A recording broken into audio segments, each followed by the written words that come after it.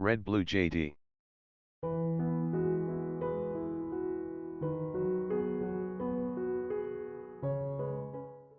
Ndabashuje inshuti bakunzi ba Red Blue JD Story, episode ya 4 y'inkuru yacu mu buzima. Tunabibutsa gukora subscribe, like, share na comment ngo byinshi byiza bibagereho. Byibagezaho ndi Giza Jonathan.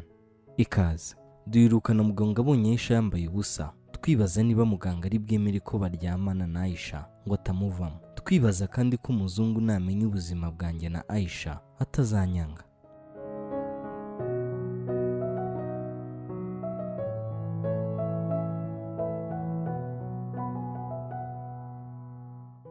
Muganga yarakebutse asanga Aisha yambaye ubusa, amubwira ko yiteguye gukora buri kimwe ariko ntamusenyera urugo. Muganga yitegereza imiterere ya Aisha, areba uburyo Aisha asa, irari riramuzamuka, abura uko abigenza, aramwegera gake gake. Nizere ko ukomeje kuko mbonye ufite ubwiza buhambaye. Aisha ati, ndi uwawe, nkoresha icyo ushaka. Muganga ahita amuhindukiza amwunamisha ku meza iri ku ruhande. Aisha yishyiraho amaboko arafata arakomeza. Muganga yitegereza amataye, arabya indimi. Ubwo ahita amanura ipantaro, amanura na boxer. Ubwo niko inkoresho yiwe yari yakarishye. Ubwo yahise akuramo inkoresho ye yari yabaye nk'urutare, ayikuramo aba arayicometse gake gake. Undi nawe afata ameza arayakomeza. Muganga atangira kwinjiza agarura inyuma. Aisha nawe ubona ko bitamurimo. Muganga niko kumubwira ati, mfasha ndyoherwe n'iki gikorwa kuko urabizi ko aya mabanga nkufite yakomeye. Aisha nawe abonye nta kundi atangira kwirekura. Ukuguru ahita kumanika ku meza. Muganga akibona cyose. Bakiri muri ibyo Aisha yahise amwiyaka gake gakeya, arapfukama afata inkoresho ya muganga mu ntoki, dore ko yari na nini isiramuye kandi ndende. Atangira kuyisakinga. Muganga yararyohewe biramurenga, ahita ahagurutsa Aisha amwicaza ku meza bariho. Muganga arahagarara atangira kumukwakwanya amureba. Undi nawe amufashe mu ijosi. Muganga nawe amaguru ayafashe, yaramuryohereje bitabaho. Biratinda.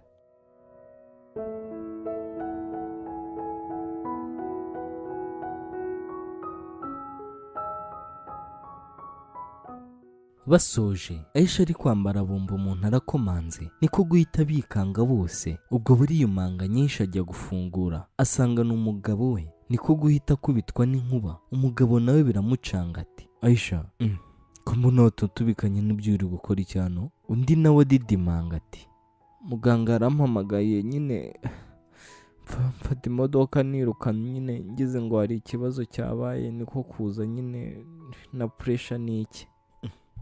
Ngo iki ko nanjye yampamagaye se ubwo n'ubuhoro. Muganga nawe yahise abasanga mu muryango no kwiyumanganya kwinshi ati, ni byiza ko mwese muje. Umugabo Aisha ahita asa n'uguye mu kantu. Muganga ati, okay, imbere harashyushye, beta ko twajya mu kajaride hariya hanze tukicara tunafata akantu ko kunywa, niho hatuje kurushaho. Niko kugenda hanze bicara muri jaride ya hoteli, babaha ko kunywa. Gusa muri ako kanya Aisha nawe yahise agira ubwoba, igitima gitangira gikubita. Ariko kuko yari amaze kuryamana na muganga yihagararaho ati, okay, Kari murabizi uri inshuti yanjye, twacanye muri byinshi muri Canada, mu buzima butari bworoshye. Gusa I'm really proud of you guys kuba mukiyubaka nyuma yo kubura umwana wanyu w'imfura. Gusa ndifuza ko mwakwihangana mukiyongoza mukabyara kandi kana pe. Ndifuza kuba tonto kuko guys we are life family. Umugabo yaguye mu kantu asa n'utangaye. Umugabo niko kuvuga ati, ubwo naza guzi ko numvaga ari nk'ikintu gikomeye cyabaye pe. Muganga, Karim, kazi karagutwaye neza neza, ntibigituma ukibona umwanya wo kuganira n'inshuti. Twari hashize nk'amezi 2 tutabonana man. Njye mbona muri busy but I'm here for you guys. Bakomeje muri ibyo Aisha we yari yanumye avuga make.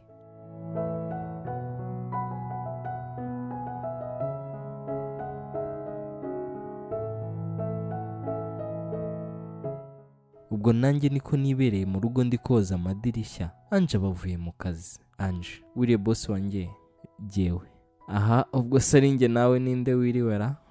Ninde uvuye mu kazi nta n'icyo anzaniye. Anje akora muri bagaye. Ngabanyaho amatiku nari nkuzaniye baga n'agafiriti. ndabizi ubwo ari wowe ntiwatetse rwose. Yewe aha mpereza, urabivugiraho amagambo ariko n'ubundi ndabirya ni hahandi. Ubwo yari ampereje nanjye ngana mu nzu, nawe ahita akomeza ajya mu rugo iwabo. Nasaga nk'usoje njya koga, mvuyeyo nsanga Angel mu cyumba. Ubwo ntangira kwisiga ndeba ntacyo bintwaye. Ubwo ariko umushyuka wari uri kugenda unzamuka ahita ahaguruka, nanjye ndamwegera. Nawe ati ntunshinge ndi muri regre. Ubwo wari usaze rero uzi ngo hari ikigiye kuba. Jyewe ibyo se bivuze iki? Ngiye kunkwemera Ange kiri kushaka ko mu nda hanyica, wajya kunshundagura n'urwo runtu rwawe rungana gutyo se ndwana n'iki? Nirwariye. Ahubwo nari nsubiye mu kazi, nari nje koga numvaga natazi. Ubwo nanjye yavugaga ibyo ngibyo ndi kwambara, mpita mubaza niba umusaza ntawe urimo ngo mugeze ku irembo. Ubwo nawe ati ntawe. Turasohoka muherekeje. Ubwo tukiri muri ibyo twumva umuntu arakomanze, ajya gukingura kuko ni wowe wari uri imbere yanjye. Niko gusanga ari Aisha nkubitwa n'inkuba. Aisha mwiriwe, umusore bita John yababa hano? Ubwo nawe ahita mbona, ndamwegera gake natunguwe nti Aisha uri gukora iki hano? Nawe ati John dukeneye kuvugana please. Nanjye nti guess you are here for good. Aisha cyane rwose nta kibazo pe. Gusa Aisha nabonaga asa n'uremerewe, asa n'uhangayitse. Ubwo Ange nawe yaguye mu kantu, niko guhita ndeba asa n'uwimyoza. Mpita nitanguranwa ati uyu yitwa Aisha, she's my ex. Uyu yitwa Ange, she's my girlfriend and my neighbor also. Ange nawe ati twishimiye kubamenya, gusa musanze nari nerekeje mu kazi, hope next time we'll meet. Yahise agenda ariko ubona ko asa n'utabyishimiye kuba dusiganye na Aisha.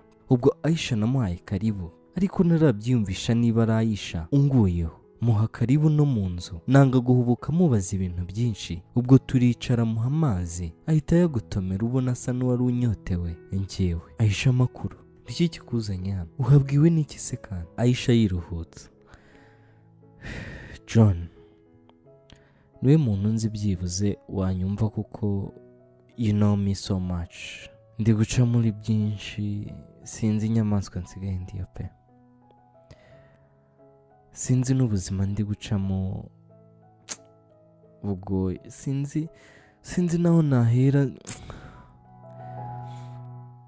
nawe nkuvugisha kuko ndumva nkwiye gupfa John. Ndimo ndaba inyamaswa pe. Ubwo naramwiyegereje ndamuhoza, ndamuhanagura, gusa mu by'ukuri ubona ko Aisha aremerewe. Jyewe Aisha nuko unyihanganira, mwagize ibyago mupfusha umwana, sinahabonetse, gusa nifatanyije namwe nyine ku mutima, nuko unyihanganira. Ubwo nasoje kuvuga gutya Aisha yarize, ari kumbwira ati I'm sorry John, I'm sorry. Umbabarire nukuri nakoze amahano menshi pe. Nakoze ubunyamaswa bwinshi. Ndumva nshaka kuruhuka John. Urabizi ndi kumwe namba nuje byibuze. Mbabarira ube hafi yanjye pe kuko ndaremerewe.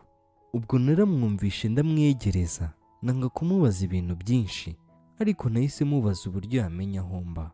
Ambwira ko yagiye mu kazi akabaza sekreteri wanjye akamubwira. Ubwo twaraganiriye tuganira bisanzwe biraho, yanga kumbwira byinshi akora n'iby'urugo rwe. Ntibyatinze yarahagurutse ndamuherekeza. Tugeze kuri salo mufata mu kiganza, musaba kugira umutima ukomeye akihangana, ko nyuma ya byose n'ubundi umuntu yongera agaseka. Ubwo tukiri muri ayo twumva amahoni.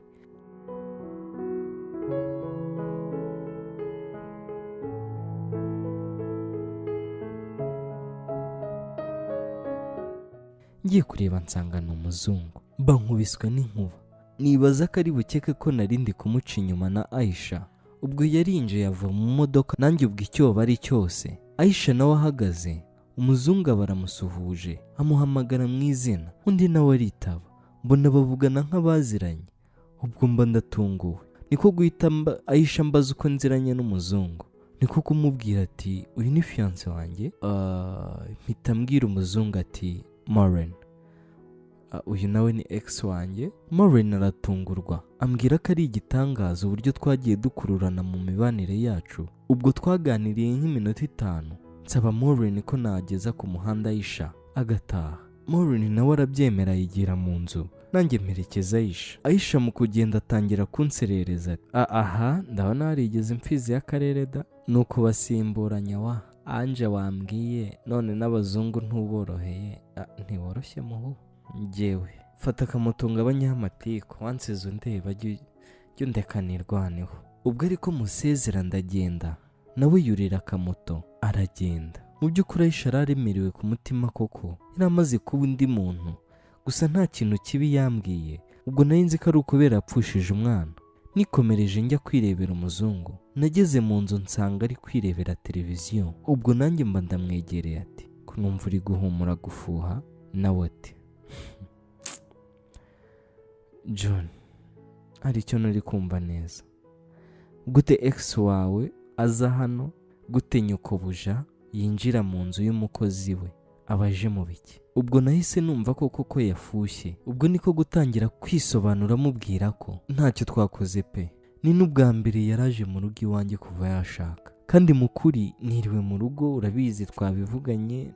Ntabwo nari kuba nzi ko dufitanye gahunda ari buze kundeba ngo mbirengeho.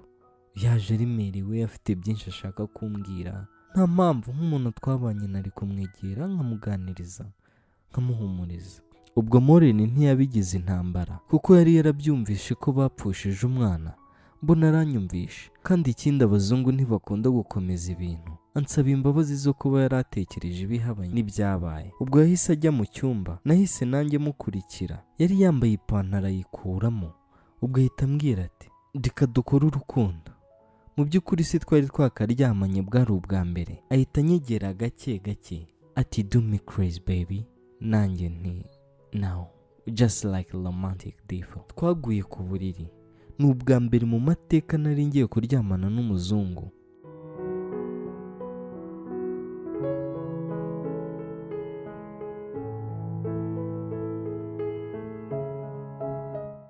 Mbamukuyemo imyenda yose ndamwitegereza, ariko mfite akamwenyu ndeba ukuntu ateye neza, asa neza, imisatsi miremire y'umweru. Ubwo niko inkoresho yanjye yahagaze nk'ipoto, nanjye mba nkuyemo ndambarara ku buriri. Nawe arayitegereza ati mbega inkoresho ndende kandi ibyibushye. Yarayegereye ahita yifata arayitegereza. Mbonye ntinze mpita mubirindura ndamusoma gake gake neza nitonze, ntanda y'umujinya. Nanze guhubuka ntaramenya uburyo akundamo sex. Mpita nyifata nyimushyiramo gake. Kirabyo cye cyari cyajandamye gihumura neza. Mba ntangiye kwinjiza gake gake, naho ahita ataka. Biri romantike. Mpita numvamo indani hashyushye, numva hegeranye, ariko nkoza akarimi mu gutwi. Uko nsunika nawe akomeza nkozamo akarimi, ariko kandi anshimashima, anijya inzara mu mugongo, ataka mu cyongereza. Za oh my god zabaye nyinshi. Ubwo nahise ntangira kumukungutira, arasara yenda kwiruka. Ubwo nageze aho numva ngiye kurangiza, nahise niyegereza ndamukubitira nihuta. Numva biryoshye, nawe arasakuza yaryohewe. Ndamukubita cyane bitoroshye. Ngiye kumva numva ndarangije, numva muri saro urugi ruravuze.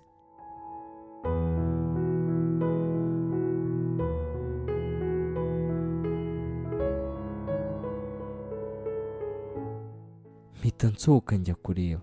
Ngeze muri salo nsanga uko nasize urugi siko rumeze. Nsohotse hanze nsanga Anje ari kuririra hanze. Ese Anje yaba yatwumvishe? Ese Anje ntari buneze umuzungu? Ese umuzungu amenye ko Anje tujya turyamana ntiyanyanga? Ese urengera urabona nzabishobora gutendeka aba bakobwa? Ese Aisha ubu ntangiye kungarukira mu buzima? Ntuzacikwe na episode ya 5 y'inkuru yacu mu buzima. Bibutsa gukora subscribe, like, share na comment kuri Red Blue JD Story ngo byinshi byiza bibagereho. Gihe bagezagaho ndi Byiza Jonathan. Nawe utaha.